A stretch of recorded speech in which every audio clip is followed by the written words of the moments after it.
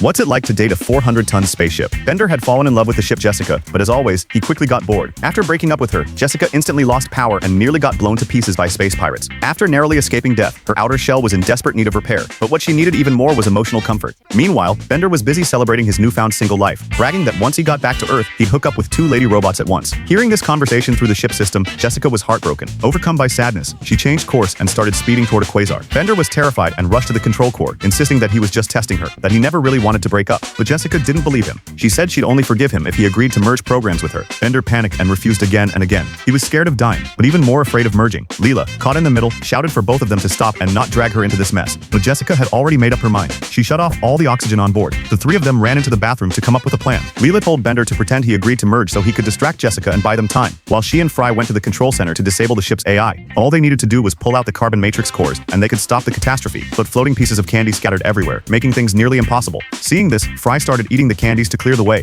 In the chaos, Leela didn't realize her oxygen tank was almost empty. At the last moment, Fry disconnected his own oxygen line and gave it to her, keeping her alive as his vision began to fade. Meanwhile, inside the system, Bender was struggling during the merge, trapped in a nightmare with his obsessive ex. Terrified, he tried to run, but there was nowhere left to go. We're gonna love being each other, you sexy Ion.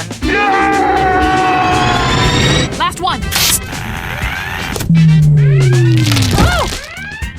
Finally, the ship's control was restored, oxygen came back, and gravity returned to normal. But Fry was lying motionless on the floor. Leela looked at the oxygen line and instantly understood what he had done. She turned him over and desperately tried to revive him, pounding his chest until, miraculously, he came back to life.